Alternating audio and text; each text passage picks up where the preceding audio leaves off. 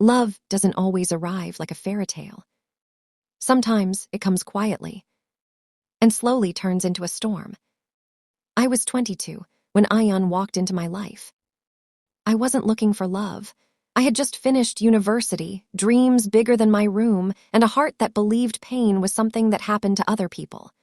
Ion was older, calm, mysterious. He listened to me like my words mattered. When he looked at me, it felt like I existed for the first time. He didn't say, "I love you," quickly. He said, "I feel safe with you." That felt better. Our love grew in late-night calls, stolen smiles, long walks where he held my hand like he was afraid to lose me. He remembered small things, my favorite tea, my fear of darkness, the way I went silent when I was hurt. I thought, this is it. This is real love. But love has a dark side no one warns you about. Slowly, his care turned into control. "Why didn't you reply? Who was that laughing in the background? You don't need friends like that." He said it gently, always gently.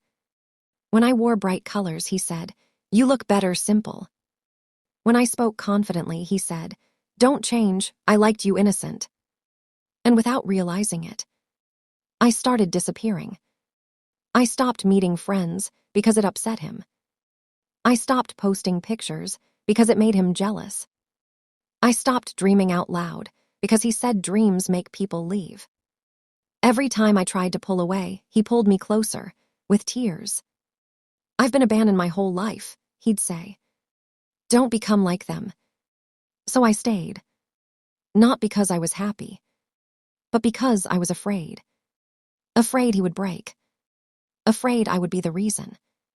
Then one night, everything changed. His phone buzzed while he was asleep. A name I didn't recognize. A message that read, "I miss you already." My hands shook as I scrolled. Promises. Memories. Love. When I woke him up, my voice was calm, but my heart was screaming. "How long?" I asked. He didn't panic. He didn't beg. He sighed. "You weren't enough anymore," he said. "You changed." That sentence hurt more than the betrayal. I cried, I screamed, I asked where I went wrong. He looked at me and said something I will never forget. "If you really loved me, you wouldn't question me." That night, I saw him clearly. He didn't love me. He loved owning me. I packed my bags the next morning. He blocked the door. He cried like a child. He promised therapy. He promised marriage. He promised change. For a moment, I almost stayed. But then I looked at myself in the mirror. Tired eyes. Broken confidence. A girl who no longer recognized her own voice. I left. The weeks after were hell. Hundreds of calls. Messages saying he'd die without me.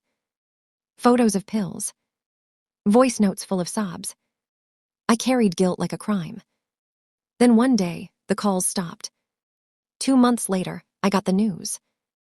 Ian was found unconscious in his apartment. An overdose. He survived, but something inside him didn't. People blamed me. "Why did you leave?